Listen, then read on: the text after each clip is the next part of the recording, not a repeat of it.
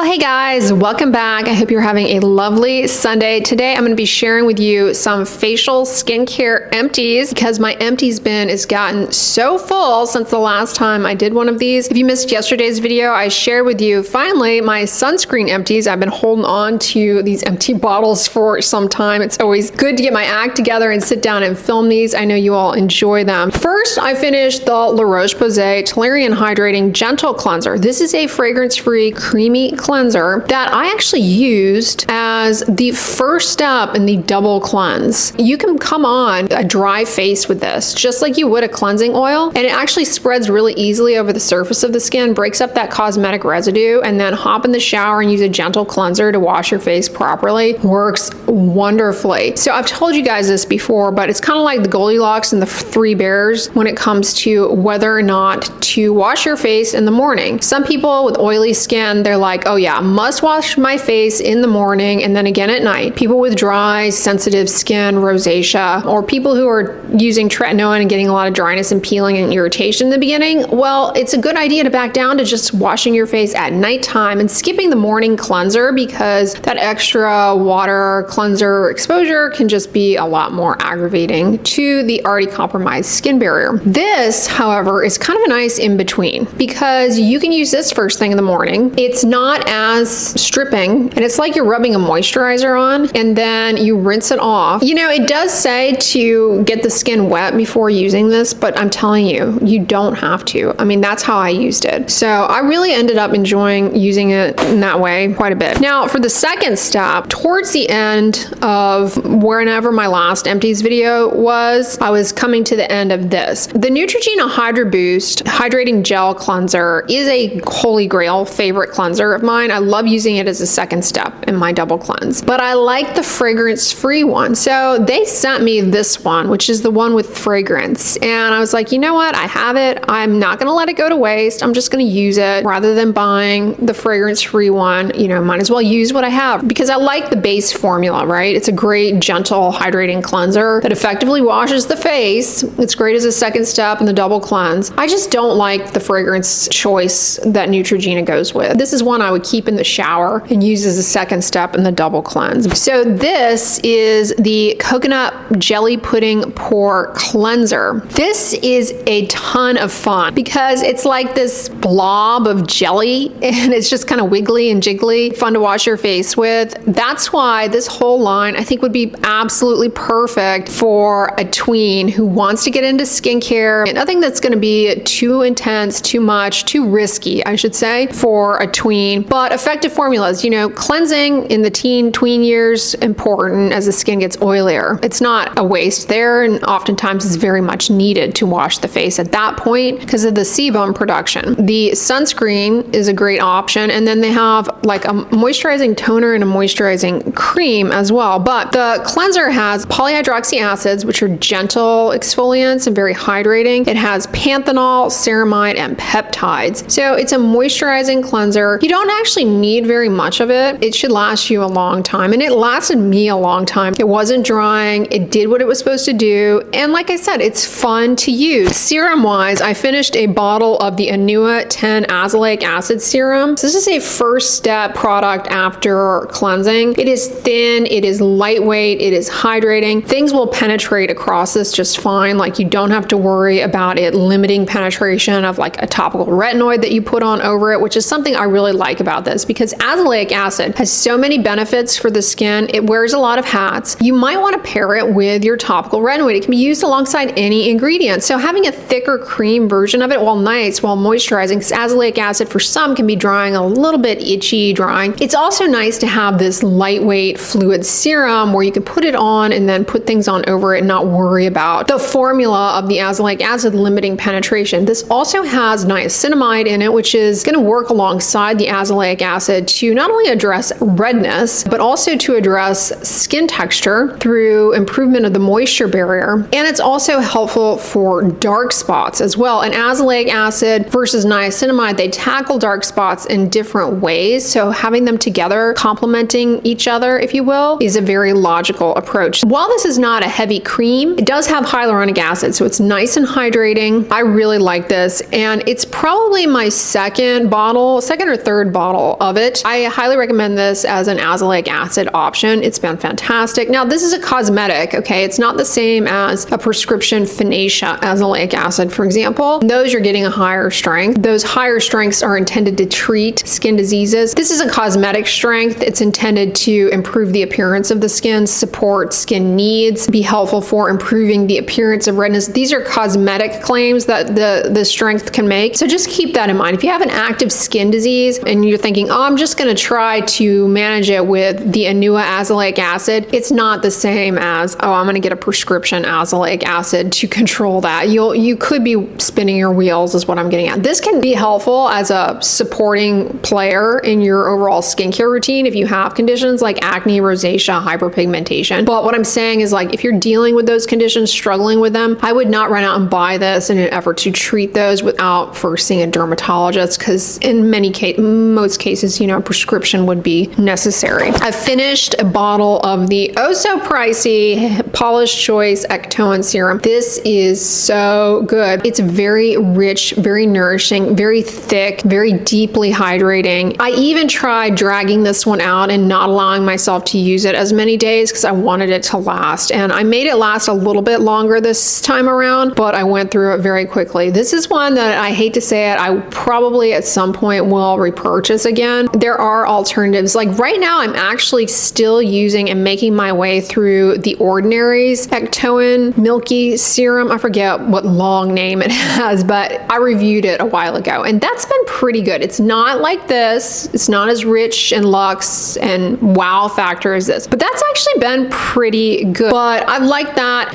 But Ectoin is great. It's an extremolite. It's an antioxidant. It's hydrating. Check out my videos on Ectoin. That remains like one of the top Ectoin products that I have used, but there are a lot of great options out there. Purito has just won my heart with this Purito niacinamide 10 retinaldehyde serum. So if you've missed my backstory on this is a, like I said, retinaldehyde serum. So retinaldehyde is a cosmetic. It is a prodrug to retinoic acid. Your skin can convert it to retinoic acid. Only takes one step to do that. In contrast to prescription retinoids, it is less irritating. It can work the same as far as improving the appearance of aging skin or wrinkles. And you guys are like, but you already use retinoids on your face, the big guns on your face. Yes, I do, but I don't tolerate them on my chest, on my neck. So when I saw this, I was like, I'm going to try that on my upper chest. I haven't looked back. I've got a bottle actually that I'm like a third of the way through. It'll make an appearance in the next Empties video. So that would be bottle number 3 of this. And it is really, really good. As far as the improvements that I've seen in my upper chest that have been sustained with this, I get an immediate improvement in skin tone because this, like the other product I mentioned, has tranexamic acid in it, which is really good for improving moisture content, evening out the skin tone. It's got niacinamide, which has always done wonders for my skin. And then the retinaldehyde, I feel as I have continued using this product, I see something a little bit extra coming to the table as far as the smoothness, the decrease in little textural irregularities, improvement in overall skin tone. I believe the retinaldehyde is bringing to the table. Now, these are cosmetics, so you don't really know to what extent a given formula is effective. A lot of people have asked me, like, what's the percentage of retinaldehyde in this? I mean, that's less important, believe it or not, because it's really the overall formulation. Like, you can have this was published in a peer review percentage, but don't assume that that percentage tracks with performance in another product, because overall formulation will influence it. Some products might need more than what was published. Others might be able to get away with less based on the overall background of the formula. But I really have reason to believe that retinaldehyde is working just based on my personal anecdotal experience N of 1 using that on my chest. The upper chest looks smooth and bright and moisturized all the time, and it's really pleasant to use. It has these little spheres in it that are loaded with the retinaldehyde, the tranexamic acid, and the niacinamide, and then as you rub it on the surface of the skin, those spheres just melt right in, distribute those active ingredients, and it's a technology that keeps those ingredients stable and allows for really effective delivery of them. So that's another reason why I wouldn't get so hung up on the percentage of retinaldehyde in them. I think that particular delivery system could either warrant less of the retinaldehyde perhaps than it being suspended in a cream, for example. I'm not sure, but but something tells me that's a possibility there as well. But that is one,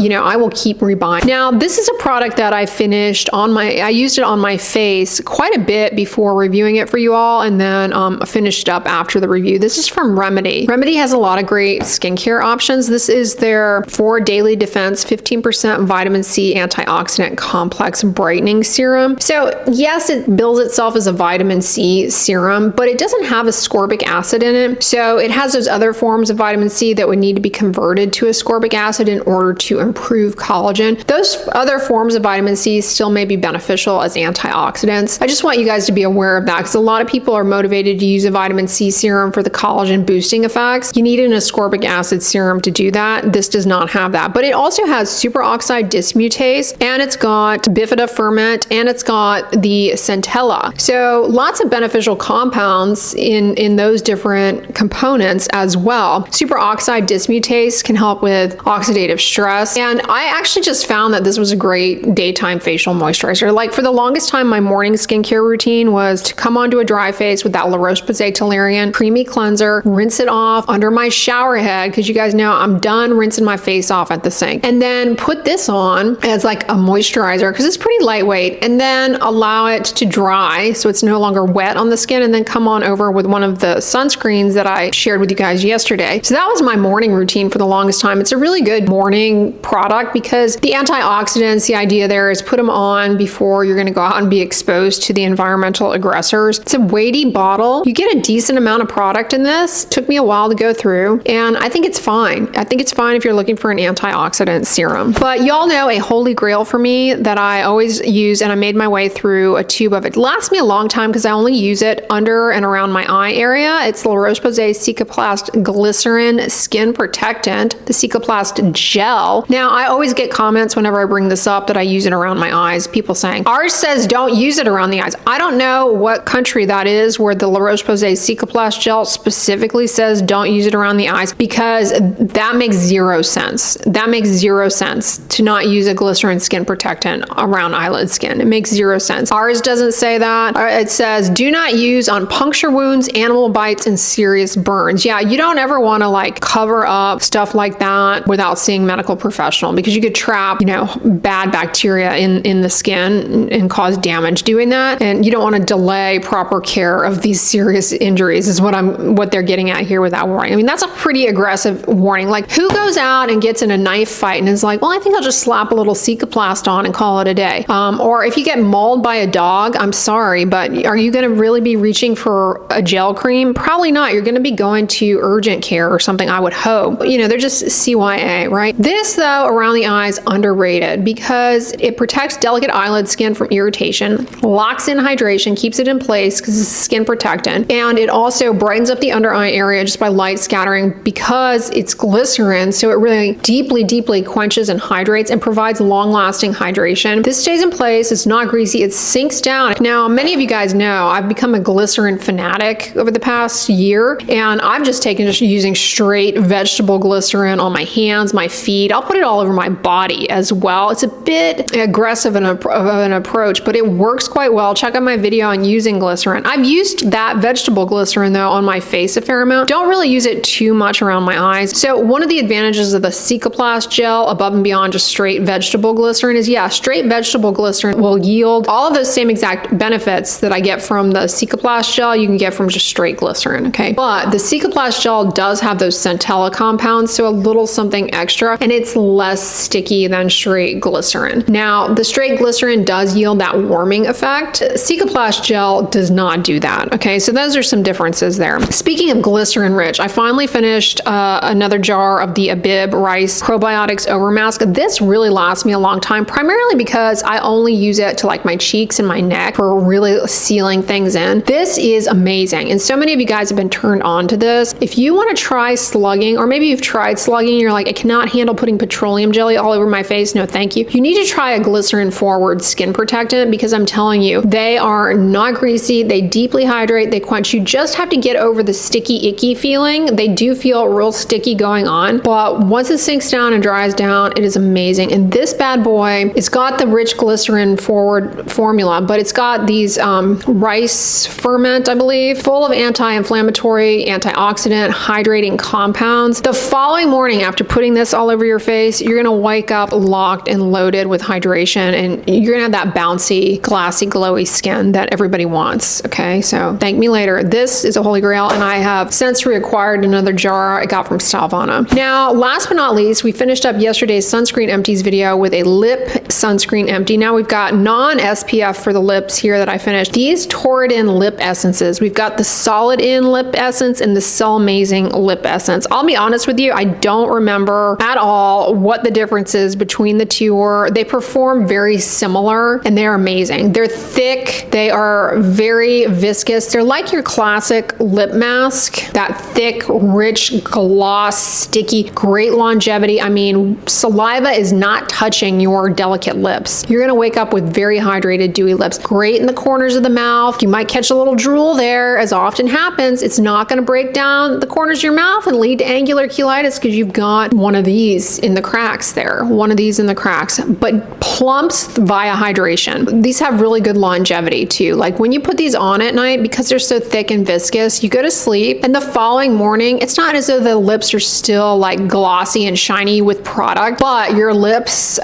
because it's stayed on so well throughout the forces of nighttime behaviors, your lips are nice and hydrated. And this, in contrast to many popular lip masks, don't have flavorant, don't have fragrance, which is great because those are common culprits in lip irritation, an allergic lip cheilitis. So none of that. Highly, highly recommend these. These have to be some of the best lip. I don't know that they call themselves lip essences, which would imply that they're thin and something you put on before a lip balm, but oh no, they are thick, they are glossy. I love them to bits. Let me know if you've tried these, what your experience with them was or is, because I have been really happy. Like I said, I don't remember much about the different, like ingredient wise, what the differences between the two are, but they were both, they performed the same, felt the same, looked the same, did the same thing. I mean, blindfold me and I wouldn't know which one I had on, which is why I don't remember how they differ, if at all, really, but they are really, really good. Anyway, y'all, those are the facial empties that I have made my way through recently. Really have been enjoying. I have repurchased and I'm currently using the Purito retinaldehyde serum. I'm already on another bottle, okay, making my way through. The Cicaplast gel, I already have another tube of that. I am currently using a set of skincare products from Skin 1004 that I will be reviewing for you all in a video on Korean skincare if it's not already up, in partnership with Stalvana. So stay tuned for that, but I've really been enjoying those currently. But of all of these things, I gotta say, I'm tempted to buy the Paula's Choice Ectoin again, but I am working my way through the Ordinary one, which yeah, is pretty good. It's pretty good, but it's not as cool as that Paula's Choice one, but it's a lot less expensive. Anyway, let me know in the comments what skincare products you have been loving and enjoying. And yeah, I'm wearing these earrings again because I can't quit them. They're so comfortable. And I mentioned this in yesterday's vlog, but I just got this new sweatshirt and I am loving it. It's so soft, so cozy, but it's easy to slip on over your head and not like have your makeup get all squished in the collar or your sunscreen rub off all along the collar or all in the hood. And it's really, really comfy. All right, y'all, I hope you are having a fantastic Sunday. If you enjoyed today's video, please give it a thumbs up, share it with your friends, and as always, don't forget, sunscreen and subscribe. I'll talk to you guys tomorrow.